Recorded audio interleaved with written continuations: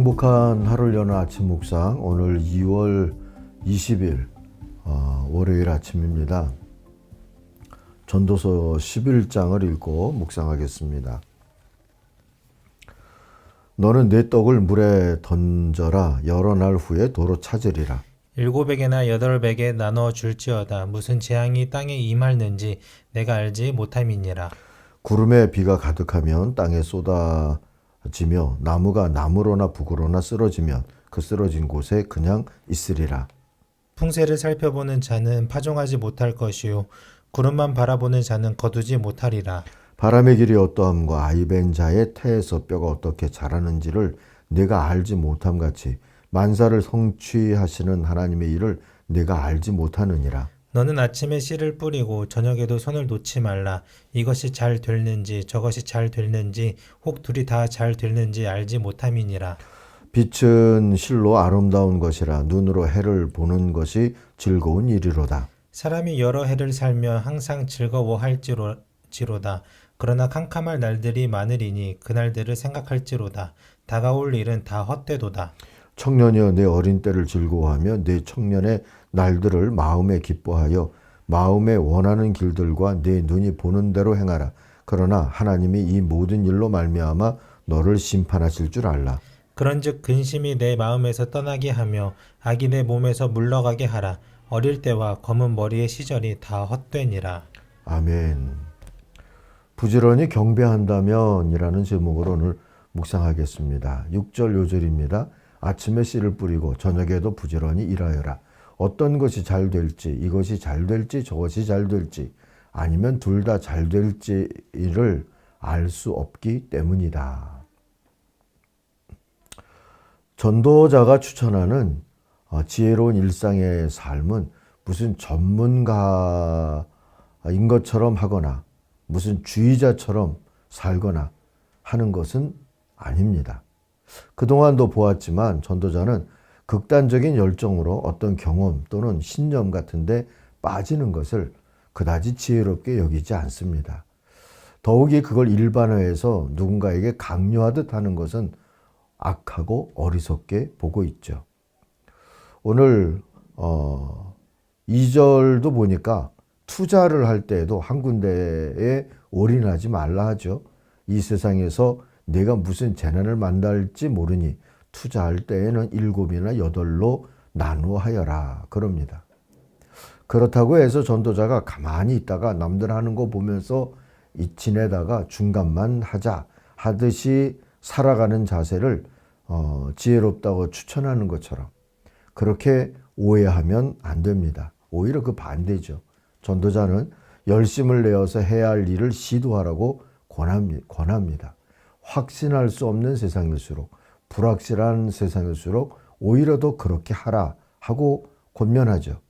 전문가적인 확신이 있어서가 아니고 요행을 바라서도 아니고 다만 하나님을 믿는다면 그리하랍니다. 4절 이하의 말씀에서 보듯이 결과를 하나님께 맡길 수 있다면 오늘도 헌신의 수고를 또 희망을 가지고 미래를 위해서 애쓰는 것을 하라고 권면하고 있는 셈이죠. 4절 이하입니다. 바람이 그치기를 기다리다가는 씨를 뿌리지 못한다. 구름이 거치기를 기다리다가는 거두어들이지도 못한다. 바람이 다니는 길을 네가 모르듯이 임신한 여인의 태에서 아이의 생명이 어떻게 시작되는지 내가 할 수 없듯이 만물의 창조자 하나님이 하시는 일을 너는 알지 못한다. 아침에 씨를 뿌리고 저녁에도 부지런히 일하여라.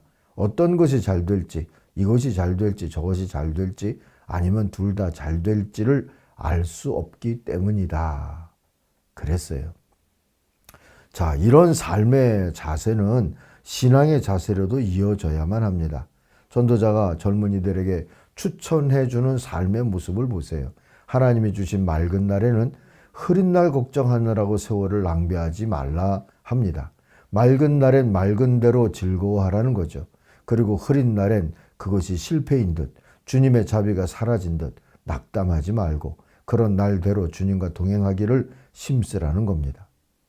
하나님은 여전히 계시고 구름 저편에서라도 하나님은 세상을 주장하고 계시기 때문이죠. 그 또한 감사할 수 있는 날이 될 것이기 때문입니다. 7절 이하를 보실까요? 빛을 보고 산다는 것은 즐거운 일이다. 해를 보고 산다는 것은 기쁜 일이다. 오래 사는 사람은 그 모든 날을 즐겁게 살 수 있어야 한다. 그러나 어두운 날들이 많을 것이라는 것도 기억해야 한다. 다가올 모든 것은 다 헛되다. 젊은이여, 9절이죠. 젊은 때에 젊은 날을 즐겨라 하고 권하죠. 내 마음과 눈이 원하는 길을 따라라. 다만 내가 하는 이 모든 일에 하나님의 심판이 있다는 것만은 알아라 합니다. 시편 23편을 보면 다윗은 이런 지혜를 알았지 싶어요. 그는 푸른 풀과 쉴만한 물가에서도 목자 하나님의 존재와 하나님의 동거해 주심을 기뻐하면서 만족하게 여겼고, 죽음의 골짜기에서도 목자 하나님의 인도와 보호를 믿고 찬송과 희망을 멈추지 않았습니다. 우리도 그렇게 살아가십시다. 푸른 초장에선 험한 골짜기 걱정하고, 험한 골짜기에서는 푸른 초장대를 후회하고, 그러지 말고 평생 선하심과 인자하심이 우리와 함께할 줄로 믿고 담담히 푸른 초장 쉴 만한 물가에서도 험한 골짜기에서도 오직 감사로 살 수 있기를 바랍니다. 이렇게 어디서든 하나님께 감사로 산다면 하나님은 그 모든 걸 예배로 받으시는 것이지요. 자연주의자들이 자연 속에서 주님을 기뻐하는 것도, 감각주의자들이 오감으로 주님의 은총을 즐거워하는 것도, 전통주의자들이 의식, 성찬식, 상징 등으로 주님께 나아가는 것도, 금욕주의자들이 고독과 단순함 속에서 하나님과 사랑을 나누고자 하는 것도 하나님은 다 예배로 받으십니다.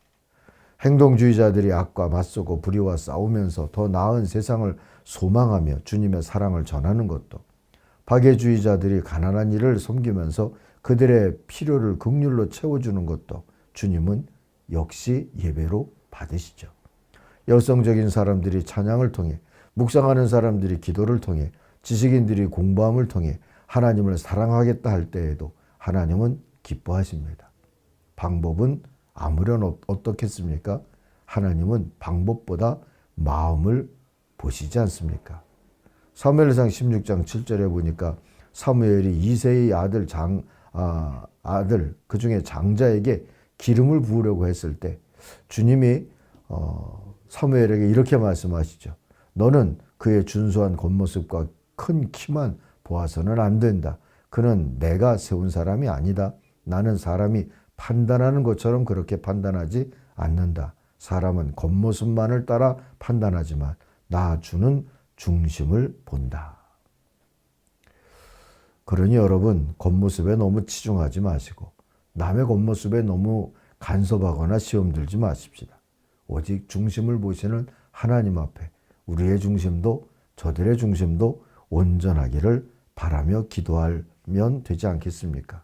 그러므로 지혜로운 사람은 예배의 방법을 다투기보다 매일 흙을 만지는 걸 감사하면서 오늘은 이 일을 위해, 내일은 저 일을 위해 밭으로 나가며 기뻐하는 농부처럼 오늘도 하나님을 기뻐하면서 세상으로 나아가는 사람이어야 할 것입니다. 부지런히 어떤 길, 어떤 모습 속에서도 하나님을 경배하기 위해서, 하나님을 희망하기 위해서 말입니다. 오늘도 그렇게 살겠다, 이 한 주간도 그렇게 살겠다 다짐하는 지혜로운 주님의 자녀들이 되기를 바랍니다. 기도하겠습니다. 주님, 우리들의 마음을 보신다 하셨으니 오늘도 보시는 주님의 눈으로 우리들의 마음이 온전키를 소망합니다. 주여 인도해 주시옵소서. 어떤 모습으로든 어떤 길에서든 하나님과 함께하기를 소망하면서 주님의 뜻을 섬기는 것으로 주님을 예배하는 우리의 일상이 되게 하여 주옵소서. 예수님 이름으로 기도하옵나이다. 아멘. 하늘에 계신 우리 아버지, 아버지의 이름을 거룩하게 하시며 아버지의 나라가 오게 하시며 아버지의 뜻이 하늘에서와 같이 땅에서도 이루어지게 하소서. 오늘 우리에게 일용할 양식을 주시고 우리가 우리에게 잘못한 사람을 용서하여 준 것 같이 우리 죄를 용서하여 주시고 우리를 시험에 빠지지 않게 하시고 악에서 구하소서. 나라와 권능과 영광이 영원히 아버지의 것입니다. 아멘. 각자 기도하겠습니다.